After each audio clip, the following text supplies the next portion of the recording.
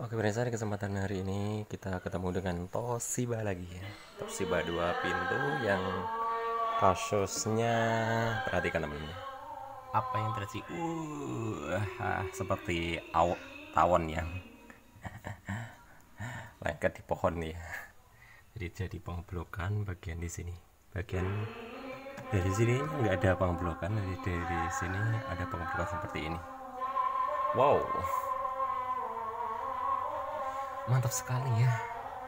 Pengeblokannya bagus, modelnya seperti apa ya? Seperti hidung ya, ini seperti ini. Pokoknya seperti hidung ya, seperti hidung apabila dimerengkan. Oke pemirsa, kita akan belajar eksekusi atau belajar apa ya, mau vonis. Kalau kasih ini apa penyebabnya kok jadi pengeblokannya? Kita akan cari timernya ada di mana. Oke, timernya ada di sini, sudah kita temukan timernya. Sekarang yang kita lakukan yaitu saya akan coba bongkar timernya dulu. Sebelum kita melakukan penggantian spare part, tentunya kita harus tahu dulu apa kerusakannya pada kulkas Toshiba tersebut. Jadi langkah pertama yang kita lakukan yaitu kita akan membongkar dulu jalur timernya. Dan jangan lupa steker kita cabut dulu ya, nanti setelah kita bisa memvonis kerusakannya baru kita atasi apa penyebabnya. Oke, langkah selanjutnya kita akan bongkar dulu timernya. Ada di sini ya, Toshiba rata-rata timernya ada di bawah sebelah kiri belakang. Kita akan buka dulu timernya, dan ini tempatnya dekat dengan masjid, jadi mohon maaf nanti mungkin break sebentar saat adzan zuhur ya.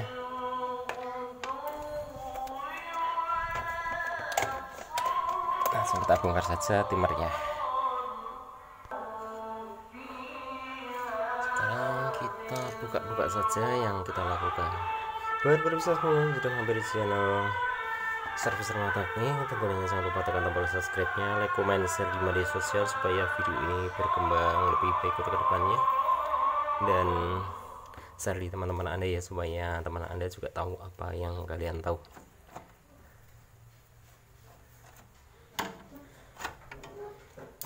Dan komen apabila ada yang perlu ditanyakan ya. Di sini sebelum kita memvonis kerusakan, mohon maaf karena sudah memasuki adzan zuhur, kita break sebentar. Oke, sudah selesai adzan zuhur, sekarang kita lanjutkan lagi dan kita akan siapkan yaitu tang ampere. Kita set di 400 ampere di sini. Lalu kita akan taruh di pin nomor 3 ya, di sini nomor 3. Di sini ada angkanya, dan kita ambil pin nomor 3 di sini. Di sini warna abu-abu ya, nomor 3 di sini. Warna abu-abu di sini nomor 3. Kita akan taruh di nomor 3. Sudah kita taruh di nomor 3. Sekarang kita akan hubungkan ke listrik.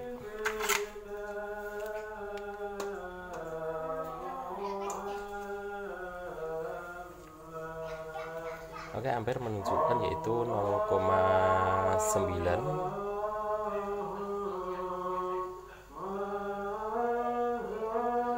0,8, 0,9 ya ampernya. Sekarang kita akan memutar timer.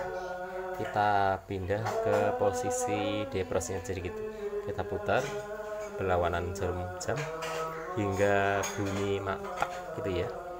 Pokoknya hingga kompresor mati. Jadi untuk memutarnya pelan-pelan, kita siapkan obeng main untuk memutarnya. Obeng main sudah kita siapkan, dan saatnya kita akan memutar timernya. Kita arahkan ke posisi depros. Jadi bagaimana cara mengarahkan ke posisi ke defrost? Jadi kita putar terus apabila nanti kompresornya sudah mati.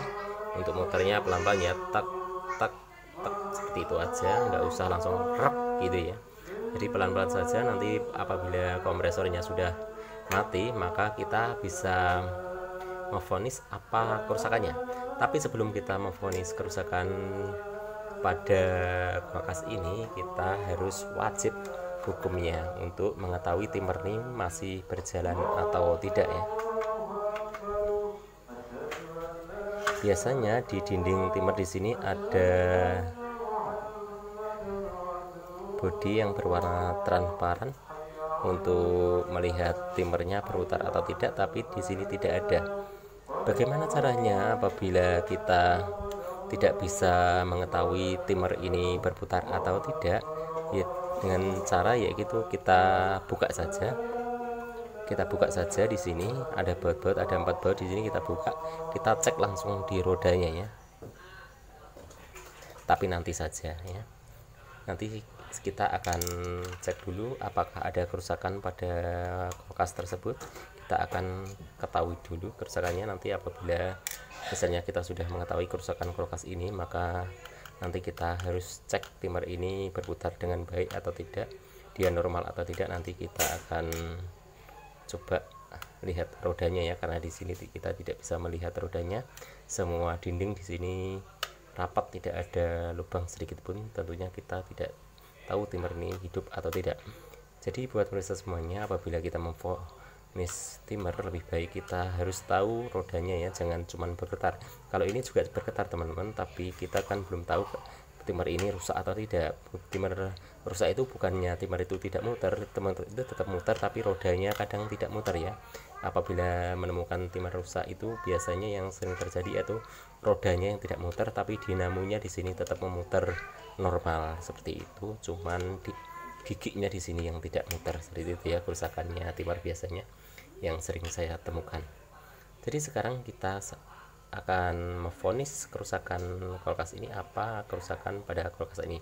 Biasanya kalau ada kerusakan pada dalam sistem ya atau dalam kulkas, biasanya timer aman ya. Mudah-mudahan timernya aman.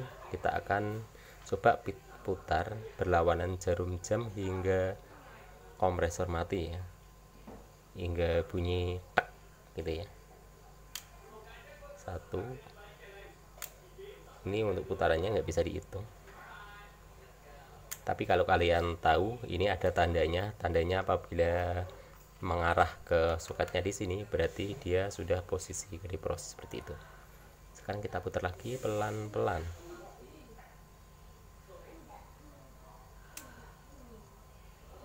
sampai kompresor mati ya, sambil kita mendengarkan kompresornya atau kita sambil melihat ampere meternya. Apabila ampere meternya berubah berarti kompresor sudah mati.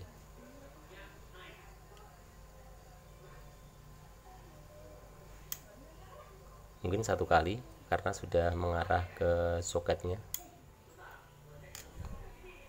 Oke ya, jadi positif.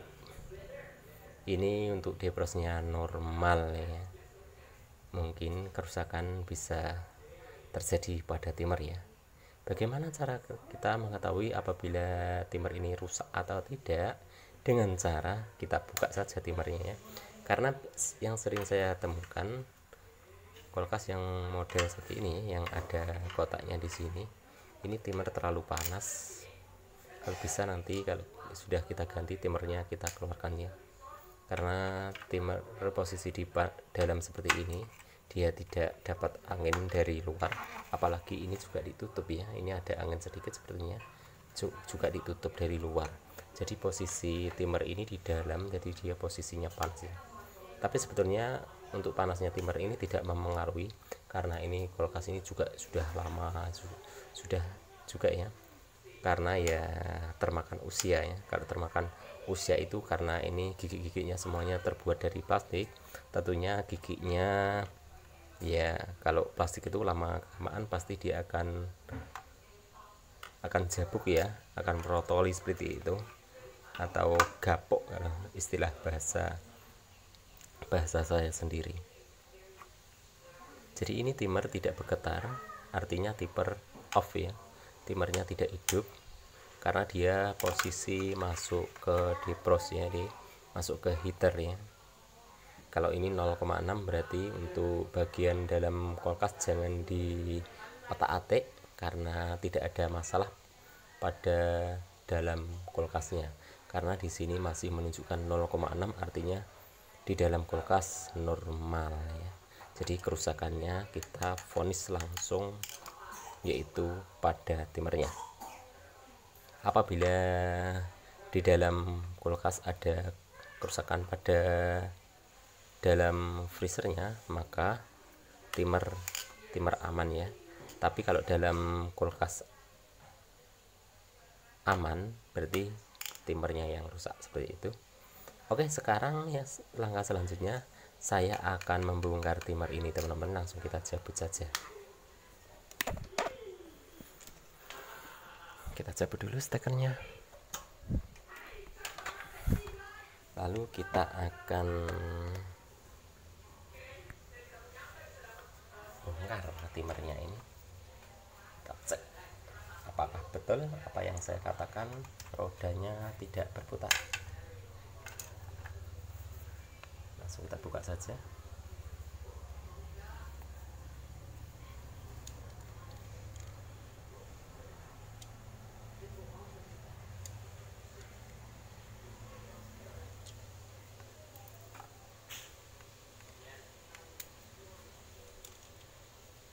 Nanti setelah kita menemukan kerusakannya, baru kita bersihkan dalam freezernya. Tadi ada es batu yang menggumpal ya di dalamnya, nanti kita bersihkan saja. Setelah kita bersihkan, yaitu kita akan lakukan penggantian spare partnya.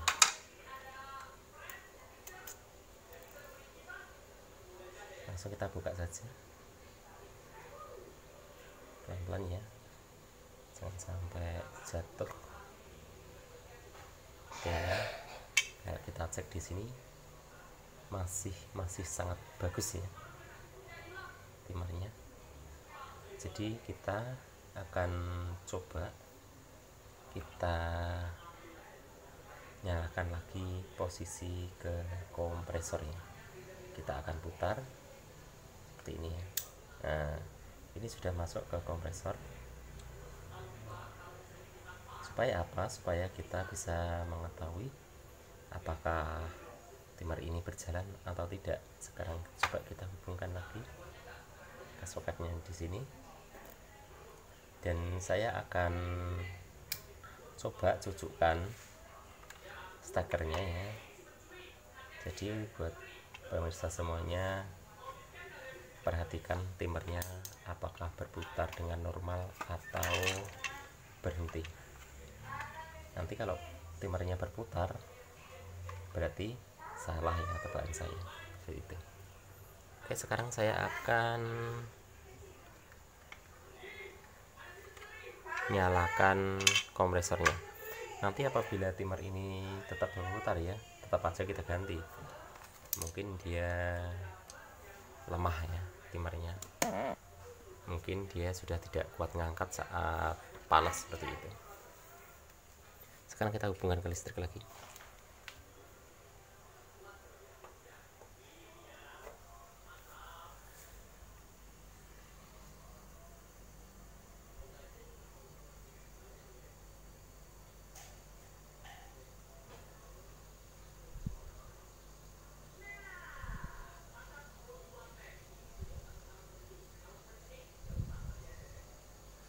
Jadi tebakan saya salah teman-teman ya, timernya masih berputar.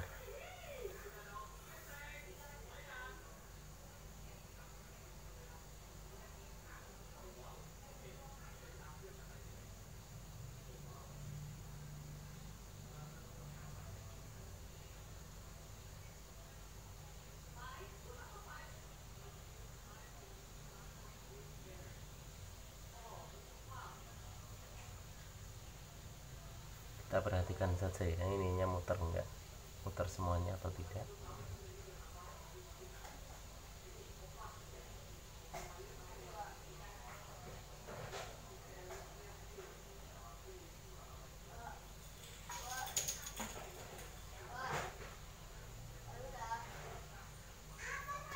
memutar semuanya, jadi untuk timernya normal. Kayaknya nggak perlu kita ganti ya timernya. Nanti coba kita bersihkan saja di seluruh dalam kulkas.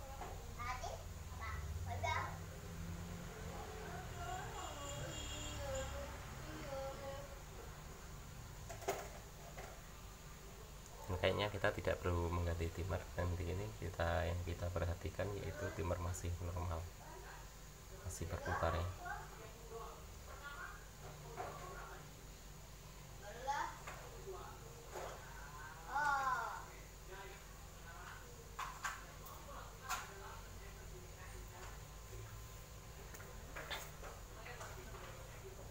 Oke, sekarang kita akan posisikan ke posisi defrost lagi ya. Kalau posisi defrost seharusnya timer ini berhenti.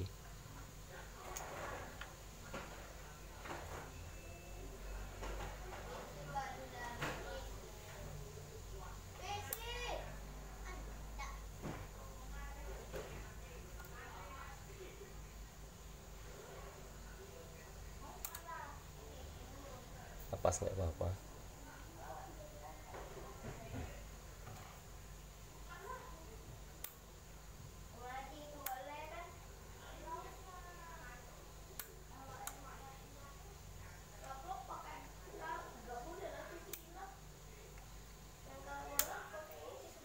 Oke ya, timer berhenti posisi ke defrost dan posisi heaternya normal, jadi semuanya kulkas ini normal. Biasanya yang sering terjadi saat masuk ke timer, kadang timer tidak bisa kembali.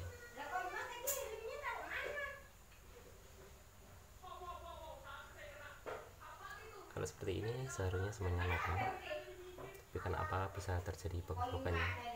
Nanti kita cari saja apa penyebabnya. Dan ini juga ada terisi air bagian belakangnya, diartikan normal ya bagian defrostnya. Kalau ini tidak terisi air, jadi biasanya terjadi yaitu ada kerusakan pada defrostnya. Ini timer normal, defrost normal. Apa yang kita lakukan? Nanti kita ganti saja timernya. Masalahnya mungkin timer ini saat terkena panas tinggi, mungkin dia tidak memutar seperti itu ya. Jadi posisinya tetap di kompresor seperti itu. Jadi dia lama di kompresor, mungkin tidak bisa kembali ke defrost seperti itu ya.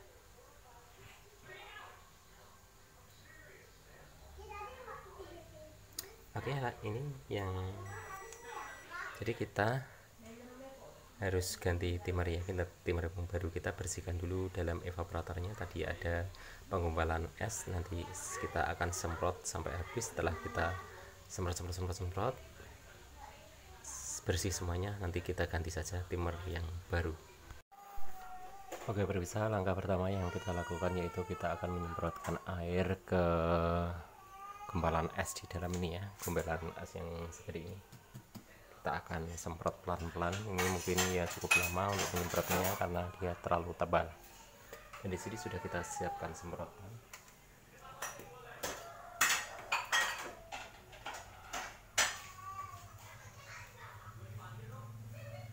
Apa yang kita gunakan untuk menyemprotkan itu solder ya.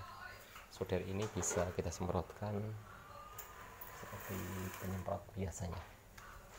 Oke, karena ini solder yang sudah kita modif. Perhatikan. Wow.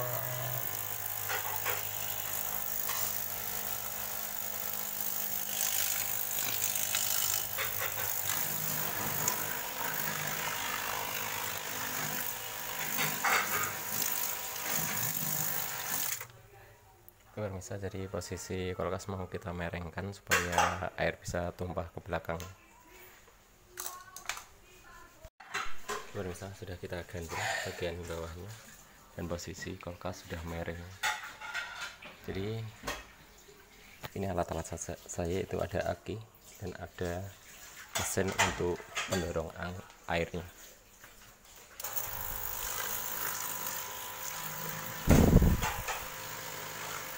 Sekarang kita lakukan penyemprotan lagi.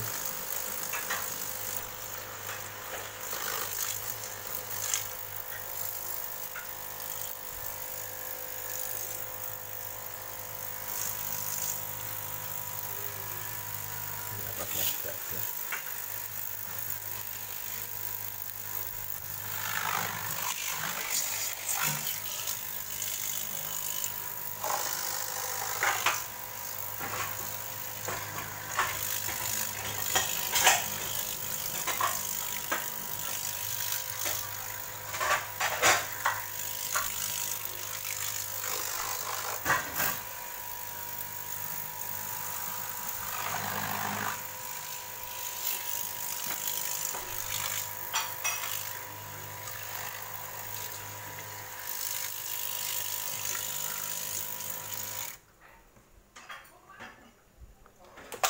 Dan sambil kita perhatikan bagian belakang, takutnya nanti terjadi banjir bagian belakangnya. Oke, di dek belakangnya kita tampung di bak di sini. Nanti kita akan tambahkan baskom yang lebih gede. Sudah kita tambahkan baskom, sekarang kita semprot-semprot lagi.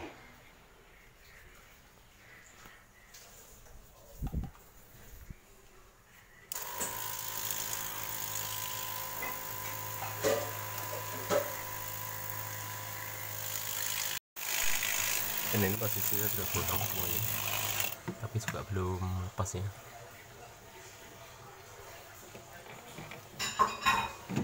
Ini kayaknya sudah bisa kita lepas.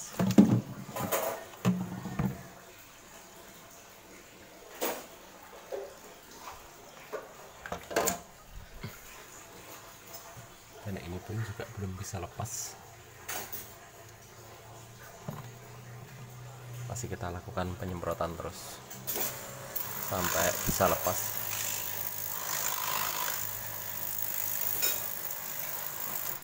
Oke ya, sudah kena asnya, segede-gedenya asnya. Wow, mantap. Damel es kan, Mbah? Damel es. Es jadi sendiri nih tanpa dibikin.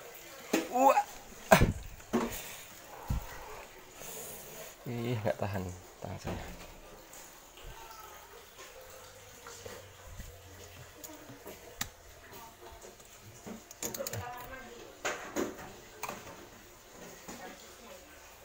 Nah, ini dalamnya di sini juga buntu, nanti kita semprot lagi.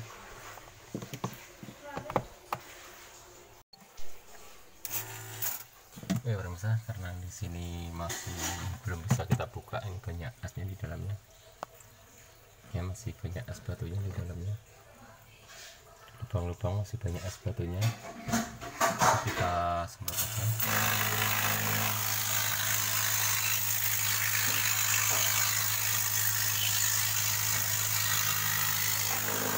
Jadi untuk prosesnya ini masih lama lagi, maksudnya kita harus membersihkan es di dalamnya, penutupnya di sini, baru bisa kita buka.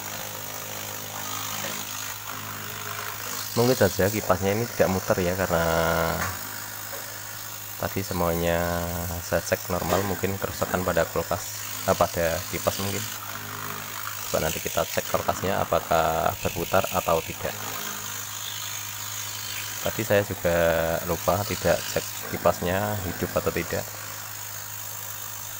Nanti setelah kita bersihkan semuanya baru kita cek kipasnya hidup atau tidak.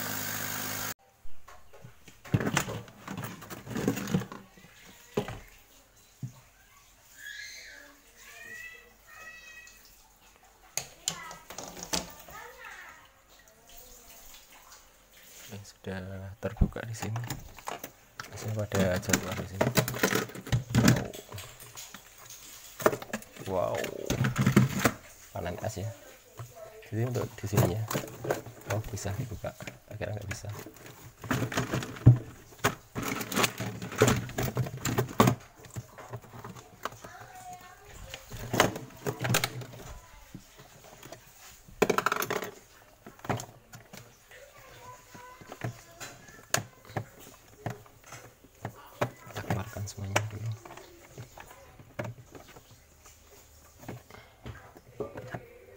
soketnya di sini.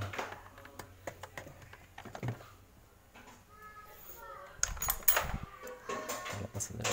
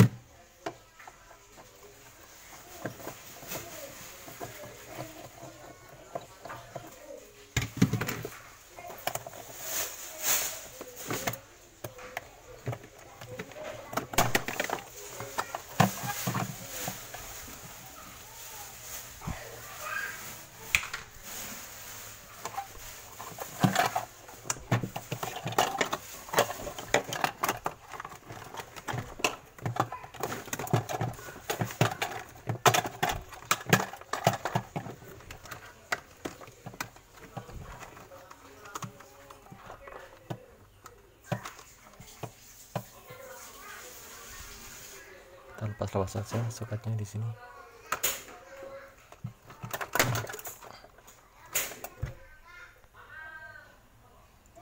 Ya, penutup saya tarik tidak bisa karena masih kabelnya masih lengket di AC di sini. Kita semprot aja.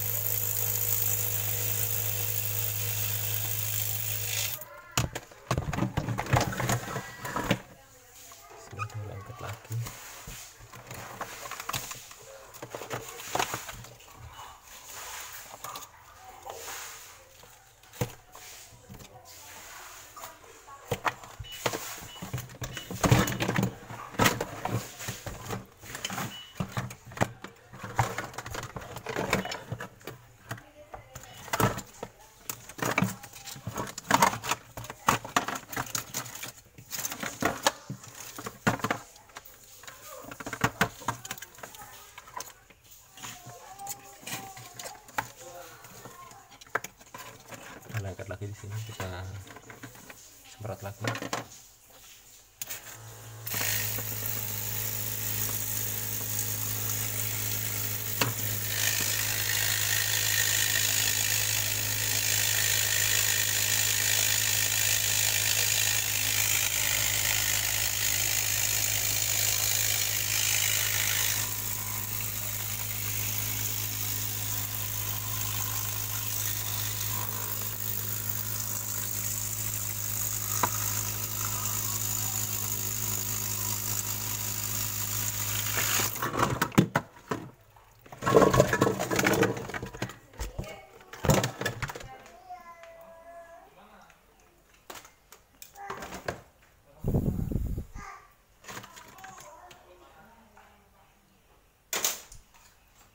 Oh, banyak ya pasnya.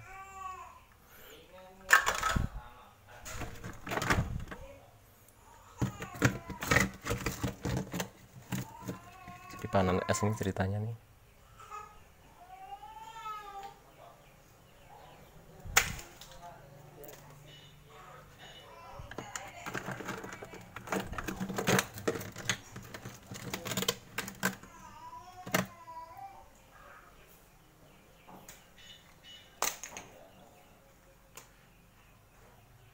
Kayak di sini, pantesan saja pintu tidak bisa ditutup ya. Jadi kalau kayak gini kipas tidak berfungsi, mungkin bagian bawah mungkin nggak dingin juga ya.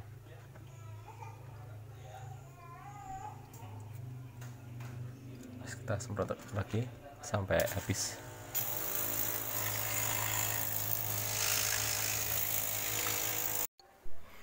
Oke pemirsa, jadi di sini tadi terjadi bocor melalui depan. Di sini saya perhatikan pernah kebakar bagian dalam di sini. Pernah kebakar, lalu di sini untuk aluminium foilnya semuanya habis ya, sudah terbakar, sudah hancur semuanya. Ini kita lepas sekalian karena sudah hancur. Jadi langkah selanjutnya kita akan cari apa penyebabnya kulkas jadi pakem blokengannya. Jadi di sini yang kita perhatikan yaitu deprosnya sudah terisi air. Jadi defrost ini sudah tidak bisa dipakai karena dia sudah terisi air. Jadi saat defrost dia tetap mengoneksikan jalur ya, cuman heater tidak bisa panas seperti itu. Dia masalahnya terkonek menggunakan air, bukan langsung terkonek menggunakan saklarnya di sini. Jadi dia hanya terkonek melalui air saja, jadi tidak mampu memanaskan heater. Jadi ini tidak bisa kita pakai, kita ganti saja yang baru. Dan sekarang kita akan tes kipasnya apakah masih menyala atau tidak. Di sini kalau kita putar seperti ini, kipasnya masih berputar ya, berarti kipas masih menyala. Coba kita akan hubungkan ke listrik langsung. Ya, karena ini aluminium foilnya habis ya, jadi kita akan ganti. Ukurannya kita ngikuti ukuran ini, perkiraan 3 ya, 3 baris yang di dalam bodinya.